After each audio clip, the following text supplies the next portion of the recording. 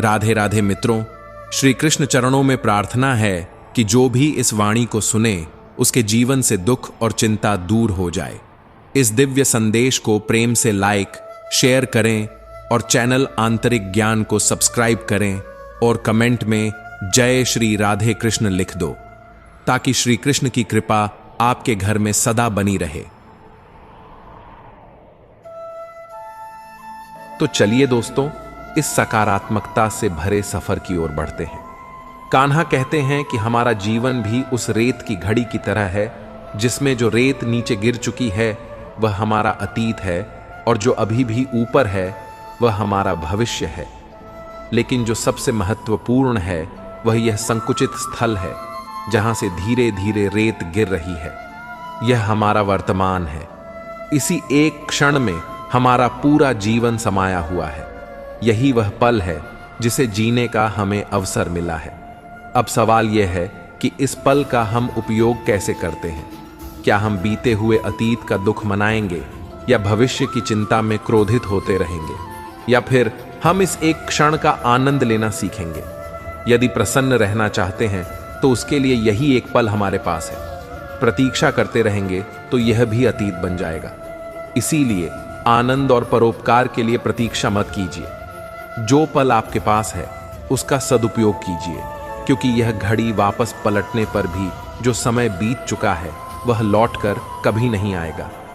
जिंदगी का असली सच यह है कि लोग प्यार के लिए बने हैं और चीजें इस्तेमाल के लिए। लेकिन परेशानी तब शुरू होती है जब हम चीजों से प्यार करने लगते हैं और लोगों को इस्तेमाल करने लगते हैं। इस उलट फेर में हम खो बैठते हैं वह रिश्ते जिन्हें हमने दिल से चाहा होता है। अक्सर जिंदगी में मंजिलें मिल ही जाती हैं, लेकिन वे लोग नहीं मिलते जिनके बिना हम जिंदगी की कल्पना नहीं कर सकते थे। कचरे के डिब्बे में पड़ी रोटियां हमें यह सिखाती हैं कि जब इंसान का पेट भर जाता है तो वह अपनी असली औकात दिखाने लगता है। जिनकी वफादारी पर हमें नाज था वही लोग वक्त बदलने के साथ बदलते नजर आए। अच्छाई के पीछे बहुत कम लोग जाते हैं, जबकि बुराई के पीछे दौड़ने वालों की कमी नहीं होती। देखिए, शराब बेचने वाला कभी अपनी दुकान से बाहर नहीं जाता, लेकिन दूध बेचने वाले को हर गली में घूमना पड़ता है। जिंदगी में कोई भी पूरी तरह काबिल नहीं होता। हर कोई किसी न किसी तरह से अधूरा है, और वह घाव जो अपनों के दिए हुए होते हैं वे किसी एक्सरे में दिखाई नहीं देते। जिनमें इंसानियत नहीं, वे भी तो मुर्दा ही हैं, भले ही उनमें सांसें चल रही हों। कुछ लोग अपनी पूरी जिंदगी उन लोगों के लिए बर्बाद कर देते हैं जिन्हें उनकी कोई परवाह नहीं होती। जिंदगी ने हमें कई सबक सिखाए हैं और इन सब के लिए शुक्रिया है, क्योंकि एक चीज उसने हमें सिखाई है, किसी का दिल दुखाना नहीं। कितनी जल्दी वे लोग दूर चले जाते हैं जिन्हें हम कभी खोना नहीं चाहते थे। इंसान आधा सुनता है, चौथाई समझता है और शून्य सोचता है, लेकिन प्रतिक्रिया वह दोगुनी देता है। यही कारण है कि उसे समझना इतना कठिन हो जाता है। सच बोलने वाले और दूसरों की भलाई करने वालों को ही सबसे ज्यादा नफरत और विरोध का सामना करना पड़ता है। कैसी विडंबना है कि आज की नौकरी ने हमें इस मोड़ पर ला खड़ा किया है कि अपने ही घर जाने के लिए दूसरों से इजाजत लेनी पड़ती है। मोह में डूबे हुए हम दूसरों की बुराइयां नहीं देख पाते और क्रोध में अपनी अच्छाइयों को भी भुला बैठते हैं। मनुष्य खुद ईश्वर तक नहीं पहुंचता, बल्कि जब वह तैयार होता है तो ईश्वर खुद उसके पास आते हैं। इसीलिए जितना हो सके सरल बनने की कोशिश करें, स्मार्ट बनने की नहीं। जीवन की इस दौड़ में अपने आप को खोने की बजाय अपने आप को पाने की कोशिश करें। मित्रों, श्री कृष्ण कहते हैं कि ईर्ष्या, जलन और द्वेष यह हमारे जीवन के सबसे बड़े शत्रु होते हैं, क्योंकि सबसे बड़ा शत्रु वह होता है जो हमें नुकसान पहुंचाए। और हमारी सबसे बड़ी हानि क्या होती है?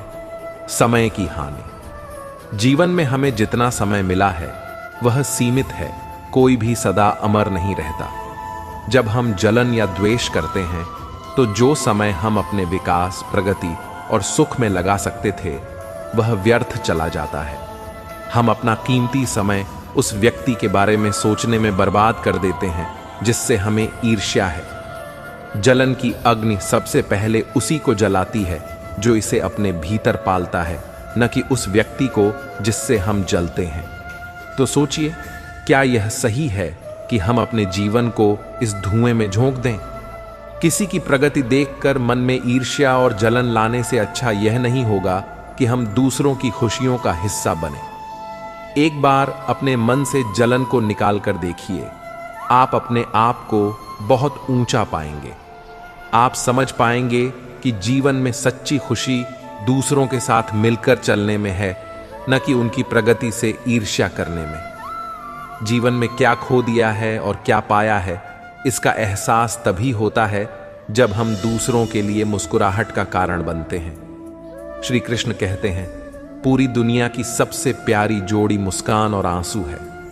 ये दोनों जब एक साथ आते हैं तो वह क्षण सबसे खूबसूरत बन जाता है। जीवन में दुख और सुख दोनों का मिश्रण होता है और यही मिश्रण हमें इंसान बनाता है।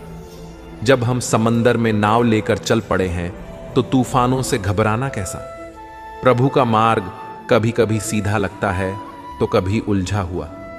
अगर हम बुद्धि से देखें तो वह जटिल लगेगा, लेकिन भक्ति से देखें तो सब सरल हो जाता है। विचारों से चलते रहोगे तो मंजिल दूर लगेगी, लेकिन भावनाओं से चलोगे तो मंजिल पास ही महसूस होगी। जिस दिन यह समझ में आ जाएगा कि सामने वाला गलत नहीं है, बस उसकी सोच हमसे अलग है, उस दिन जीवन से सारे दुख दूर हो जाएंगे।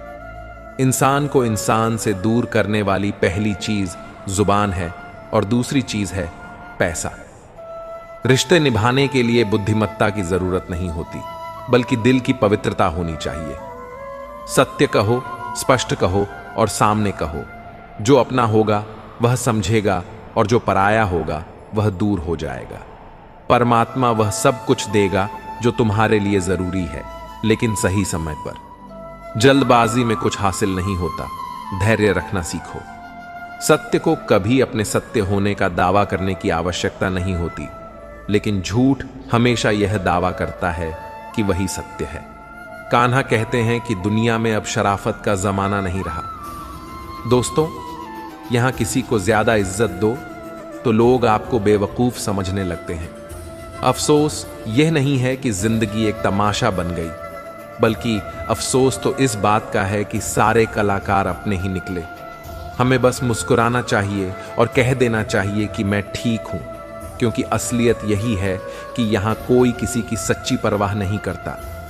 रिश्तों में अगर एक बार भरोसा टूट जाए तो बातें तो होती हैं, लेकिन वह गहराई खो जाती है।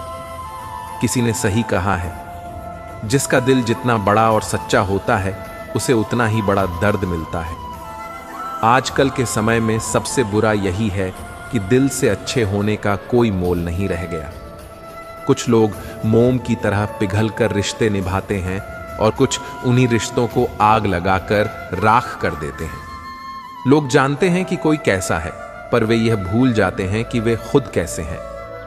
हम कितने सही हैं या गलत, ये सिर्फ दो ही लोग जानते हैं, एक हमारी आत्मा और दूसरा परमात्मा। और जो इंसान रोते रोते गुस्से में सब कुछ कह देता है वही सच्चा होता है, क्योंकि गुस्सा और आंसू इंसान को सच बोलने पर मजबूर कर देते हैं। आज की सच्चाई यही है, आप पैसे कमाइए, लोग खुद ब खुद आपकी इज्जत करेंगे, क्योंकि अर्श से फर्श पर आने में ज्यादा वक्त नहीं लगता। हक सिर्फ वहीं जताना चाहिए जहां किसी ने आपको वह हक दिया हो। अगर आपके पास स्वीकार करने की हिम्मत है और सुधार करने की नीयत, तो आप बहुत कुछ सीख सकते हैं। जो लोग आपके साथ रहकर आपको नहीं समझ पाए, वे आपके खिलाफ होकर आपका क्या बिगाड़ लेंगे। गलती उसकी नहीं, मेरी थी, अनजान था, फिर भी दिल लगा बैठा। हर आंख में लाया मत करो, दिल की हर बात सबको बताया मत करो। यहां लोग नमक हाथ में लेकर घूमते हैं, हर जख्म सबको दिखाया मत करो। गीता में भगवान श्री कृष्ण कहते हैं कि जो होता है वह अच्छे के लिए ही होता है, जो हो रहा है वह भी हमारे भले के लिए हो रहा है, और जो होगा वह भी हमारे लिए सही ही होगा। यह विचार जितना सुनने में सरल लगता है, उतना ही इसे जीवन में उतारना मुश्किल है। जब हमारी जिंदगी में कुछ गलत हो जाता है, जब किसी के साथ अन्याय होता है या कोई गहरा दुख हमारे सामने आ खड़ा होता है, तो यह सब मानना मुश्किल हो जाता है। ऐसा लगता है जैसे हमारी पूरी दुनिया ही गलत हो गई है। हम यह सोचने लगते हैं कि सब कुछ हमारे खिलाफ ही हो रहा है और हर इंसान स्वार्थी और मतलबी दिखाई देने लगता है। लेकिन जीवन का एक बड़ा सत्य यही है कि जब हमारे साथ कुछ बुरा होता है, जब हमें कोई चोट पहुंचाता है या दुख देता है, तो वह हमें एक और बड़ा पाठ पढ़ा जाता है। यह कठिनाइयां हमें मजबूत बनाती हैं, हमारे अंदर सहनशीलता और समझ की गहराई पैदा करती है। जैसे एक माँ अपने बीमार बच्चे को कड़वी दवा पिलाती है, वह दवा बच्चे को भले ही पसंद ना आए, लेकिन उसी से उसकी बीमारी दूर होती है। ऐसे ही हमारी जिंदगी में जो कठिनाइयाँ और चोट आती हैं, वे हमारे भले के लिए ही होती हैं, हमें जीवन के बड़े सबक सिखाती हैं। असल में जब हमारे साथ कुछ बुरा होता है, तो वह हमें सिखाता है कि हम किसे अपना मानते थे और किसे नहीं मानना चाहिए था।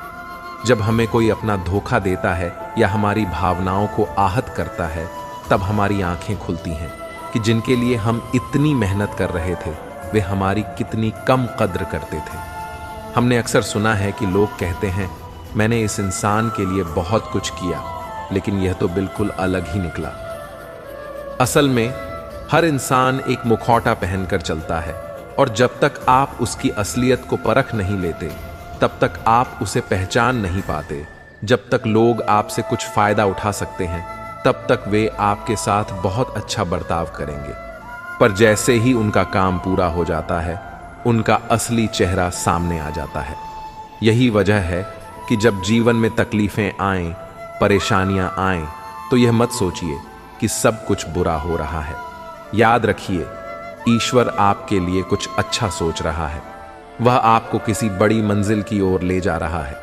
इसलिए जीवन के हर दुख को एक चुनौती के रूप में स्वीकार कीजिए और इस सोच के साथ आगे बढ़िए कि यह वक्त भी गुजर जाएगा और इसके बाद जो हासिल होगा वह आपके जीवन की सबसे बड़ी उपलब्धि होगी। यह कठिन समय, यह मुश्किलें, यह परेशानियां सब कुछ इसलिए हैं ताकि आप और भी मजबूत बन सकें, ताकि आपकी जिंदगी का अगला पड़ाव और भी शानदार हो। जो आज आपको कठिन लग रहा है, वही कल आपकी सबसे बड़ी ताकत बनेगा। जब आप जीवन के इस नजरिए से देखेंगे, तो कोई भी कठिनाई आपको कमजोर नहीं कर सकेगी। आखिर में बस इतना समझ लीजिए कि जो हो रहा है वह आपके जीवन का एक हिस्सा है और वह आपको उस जगह पर पहुंचाने के लिए हो रहा है जहां आपको होना चाहिए। श्री कृष्ण कहते हैं कि समय यह दिखाई तो नहीं देता, पर बहुत कुछ दिखा देता है। समय की एक खासियत है, जब हम समझते हैं कि सब कुछ हमारे नियंत्रण में है, तभी यह हमें वास्तविकता से रूबरू कराता है। इसलिए जब काटने की औकात न हो, तो भौंकने का कोई फायदा नहीं। आजकल के लोग सच्ची बातें दिल पर नहीं लेते और झूठी बातें दिमाग पर बिठा लेते हैं। हम शरीफ लोग हैं, लड़ते नहीं, लेकिन यह भी जान लो कि किसी से डरते भी नहीं। चिंता करना हमारी आदत बन गई है, इसी वजह से दुख भी साथ बना रहता है। लेकिन ध्यान रखना, हमारी खामोशी को हमारी हार मत समझना। मुझे ऊंचाइयों पर देख लोग हैरान तो हैं, पर किसी ने यह नहीं देखा कि उन ऊंचाइयों तक पहुंचने के लिए मेरे पैरों के नीचे कितने छाले पड़े हैं। लोग अक्सर बर्दाश्त करने वालों को कमजोर समझ लेते हैं और सामना करने वालों को बदतमीज। शायद यही वजह है कि हम बुरे हैं, तभी तो इस दुनिया में जी रहे हैं। अगर हम अच्छे होते तो ये दुनिया हमें जीने ही नहीं देती। जिंदगी में किसी रिश्ते के लिए आंसू बहाने का कोई फायदा नहीं। जिस रिश्ते के लिए रोना पड़े वह आंसुओं के लायक नहीं होता, और जो वाकई लायक होता है वह आपको कभी रोने नहीं देगा। जो लोग मेहनत करते हैं वे कभी हार नहीं मानते, और आखिर में वही लोग सफलता का स्वाद चखते हैं। संघर्ष में आदमी अकेला होता है, लेकिन जब सफलता मिलती है तो पूरी दुनिया उसके साथ होती है। लोग बदलते नहीं, बस अपने फायदे के हिसाब से फासले बना लेते हैं। जब उनका काम निकल जाता है तो वे नए रास्ते तलाश लेते हैं। मैंने हर चीज का हिसाब रखा है, बस सही वक्त का इंतजार कर रहा हूं।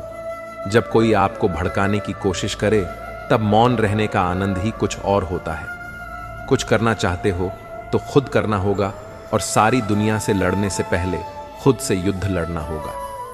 वक्त अच्छा हो तो आपकी गलती भी मजाक लगती है और वक्त खराब हो तो मजाक भी गलती बन जाती है। गीता में कान्हा कहते हैं कि सफलता एक ऐसा शब्द है जो हर किसी के दिल में बसा होता है। जीवन में ऊंचाइयों को छूने का सपना हम सभी देखते हैं। सफलता की ऊंचाइयों पर पहुंचने का आनंद एक अलग ही होता है, मानो सारी दुनिया आपके कदमों में हो।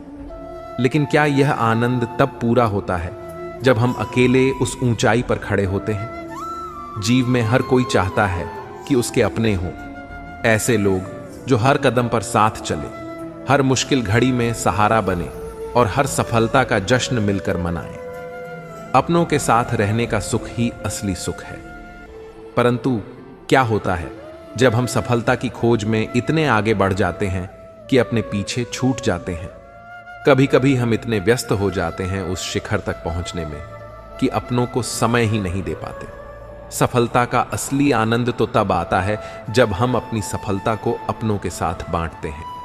सोचिए, जब आप अपनी मंजिल पर पहुंचते हैं और आपके अपनों की आंखों में गर्व और स्नेह दिखता है, यही वह क्षण होता है जब आपकी मेहनत का असली फल मिलता है।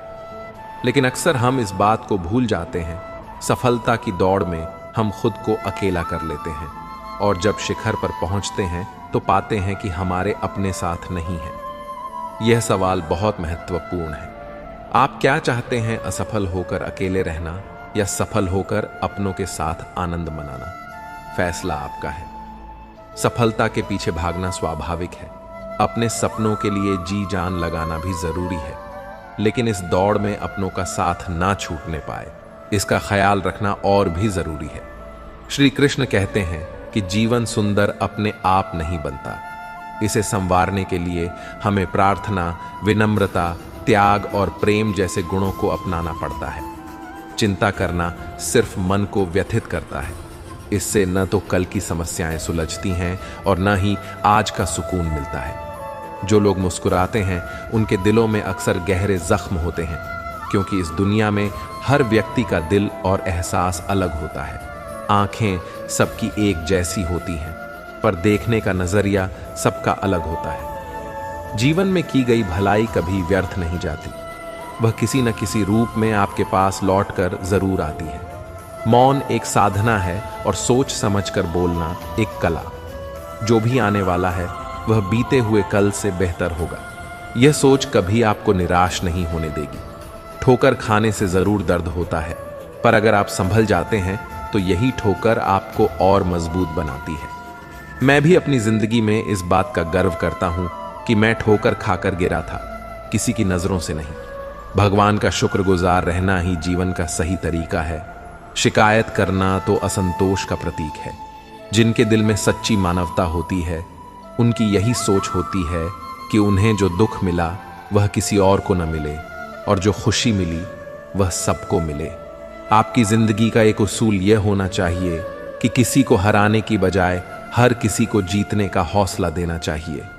प्यार का मतलब सिर्फ बॉयफ्रेंड या गर्लफ्रेंड होना नहीं है, बल्कि कोई ऐसा खास व्यक्ति होना चाहिए जिसकी आप परवाह करें और जो आपकी परवाह करें। पहले लोग भावुक थे इसलिए रिश्ते निभाते थे, फिर लोग व्यवहारिक हो गए और उन्होंने रिश्तों से फायदा उठाना शुरू कर दिया। अब लोग प्रोफेशनल हो गए हैं, अगर कोई फायदा होता है तो ही रिश्ते निभाए जाते हैं। इंसान का असली परिचय उसके चेहरे से नहीं, बल्कि उसकी वाणी, विचार और कर्मों से होता है। जिंदगी भी एक अनजान किताब की तरह है। अगले पन्ने पर क्या लिखा है कोई नहीं जानता। बहुत कम लोग ऐसे होते हैं जो किसी के मन और मौन को समझ पाते हैं। अगर आपकी नीयत साफ है और उद्देश्य सही है तो यकीन मानिए भगवान किसी ना किसी रूप में आपकी मदद करेगा। जब भगवान कुछ वापस लेता है तो इसे सजा मत समझो, बल्कि यह मानो कि वह कुछ बेहतर देने के लिए तुम्हारे हाथ खाली कर रहा है, चाहे वह रिश्ते हों या रास्ते। ठोकर खाने के बाद ही सही दिशा का ज्ञान होता है। अब ना तो ज्यादा लोग अच्छे लगते हैं और ना ही किसी से अधिक अच्छाई की उम्मीद रह गई है। रिश्ता उन्हीं से रखो जो आपको इज्जत और सम्मान दें। भीड़ बढ़ाने का कोई फायदा नहीं है। बदनामी का डर सिर्फ उसी को होता है जिसमें नाम कमाने की हिम्मत नहीं होती। श्री कृष्ण कहते हैं, उन्हें छोड़ देना ही सही है जो तुम्हारे अस्तित्व का मूल्य नहीं समझते। जीवन में सत्य के रास्ते पर चलो और धैर्य के साथ अपनी मंजिल की ओर बढ़ो। परमात्मा के न्याय पर विश्वास रखो और हर परिस्थिति में शांत मन से समाधान ढूंढने की कोशिश करो। श्री कृष्ण कहते हैं कि जगत में प्रत्येक व्यक्ति को किसी न किसी प्रकार की निर्बलता अवश्य होती है। कोई तेज दौड़ नहीं सकता तो कोई अधिक भार नहीं उठा पाता। किसी को असाध्य रोग होता है तो कोई पढ़ाई में कमजोर होता है। यह निर्बलताएं हमें जन्म से या संयोग से मिलती हैं, परंतु मनुष्य का मन इन निर्बलताओं को अपनी मर्यादा बना लेता है। कुछ लोग होते हैं जो अपनी निर्बलताओं को अपने जीवन की सीमा मान लेते हैं, और वहीं कुछ ऐसे होते हैं जो अपने पुरुषार्थ और संकल्प से उन निर्बलताओं को पार कर जाते हैं। उनका अंतर क्या है? सरल सा उत्तर है, जो व्यक्ति अपनी निर्बलता से हार मान लेता है वह वहीं रुक जाता है, पर जो व्यक्ति अपनी कमजोरियों से लड़ता है वह उन्हें पार कर आगे बढ़ जाता है। ईश्वर अवश्य ही हमें कुछ कमियों के साथ इस संसार में भेजता है, लेकिन उन कमियों को स्वीकार कर उनसे हार मान लेना हमारे मन की कमजोरी होती है। जो लोग यह समझ लेते हैं कि जीवन की हर समस्या के साथ ही समाधान भी होता है, वे कभी हार नहीं मानते। जैसे तेज हवा चलने पर भी मजबूत वृक्ष टूटते नहीं, वैसे ही जो व्यक्ति अपनी आंतरिक शक्ति और धैर्य पर भरोसा करता है वह जीवन की हर चुनौती का सामना करता है। कान्हा कहते हैं, जिस व्यक्ति में ज्ञान की कमी होती है और ईश्वर के प्रति श्रद्धा नहीं होती, वह जीवन में सच्चा आनंद और सफलता प्राप्त नहीं कर सकता। ईश्वर ने हमें जो भी दिया है वह हमारे लिए पर्याप्त है, यही सबसे बड़ी सच्चाई है। संतोष, सदाचार, स्नेह और सेवा जैसे गुण तभी प्रकट होते हैं जब हम सत्संग का सहारा लेते हैं। ईश्वर से की गई प्रार्थना का अर्थ यह नहीं कि वह हमारी स्थिति या किसे तुरंत बदल देगी, बल्कि उस प्रार्थना से हमारे चरित्र में बदलाव आता है, हमारी सोच बदलती है। हमारी बातें इतनी मधुर होनी चाहिए कि यदि कभी वापस लेनी पड़े तो वह कड़वी न लगे। अपने जीवन में थोड़ा स्वाभिमान रखना भी जरूरी है, अन्यथा लोग आपको उन जगहों पर भी दबाने की कोशिश करेंगे जहां आपका अधिकार है। भगवान कृष्ण ने कहा है कि वह व्यक्ति जो दुख और सुख को समान रूप से देखता है और इंद्रियों के विषयों से विचलित नहीं होता, वही मोक्ष का अधिकारी है। जब तक आप खुद से हार नहीं मानते, तब तक दुनिया की कोई ताकत आपको परास्त नहीं कर सकती। आप कमजोर नहीं हैं, बल्कि वक्त ऐसा है। वक्त बदलता है और इसके साथ आपकी परिस्थितियां भी बदलेंगी। इसलिए बिना थके, बिना रुके आप अपने कर्म करते रहिए। जो चीजें आपके नियंत्रण से बाहर हैं, उनमें अपना समय बर्बाद करना मूर्खता है। जीवन में प्यार और नफरत दोनों के बीच संतुलन बनाए रखना जरूरी है। जब दोनों ना हो तो चीजें और भी स्पष्ट हो जाती हैं। जीवन ठहराव और गति के बीच का संतुलन है। जब मैं कहता हूं कि आप देवी देवता हैं, तो इसका अर्थ है कि आप में अनंत संभावनाएं हैं। आपकी क्षमताएं सीमित नहीं हैं, बल्कि अनंत हैं। अगर आपको लगता है कि सफलता आपके हाथ नहीं आ रही है, तो आपको अपनी कोशिशों में बदलाव लाने की जरूरत है। कोई भी किसी और के सपनों को पूरा करने के लिए नहीं आया है। हर कोई अपनी तकदीर और हकीकत बनाने में लगा हुआ है। दुख और सुख इस संसार में आएंगे, परंतु जो व्यक्ति दोनों को समान भाव से स्वीकार कर लेता है, वही सच्चे अर्थों में ज्ञानी और धीर होता है। इसलिए अपनी परिस्थिति से घबराएं नहीं, क्योंकि हर समस्या के साथ एक समाधान भी आता है। गीता में श्री कृष्ण कहते हैं, जल की एक छोटी सी बूंद अगर जलते तवे पर गिरे तो वह तुरंत भाप बनकर उड़ जाती है, लेकिन वही बूंद अगर कमल के पुष्प पर गिरे तो वह मोती की भांति चमक उठती है। यह वही बूंद है जो अगर किसी मृत व्यक्ति के मुख में गिरे तो गंगा जल बनकर उसे मोक्ष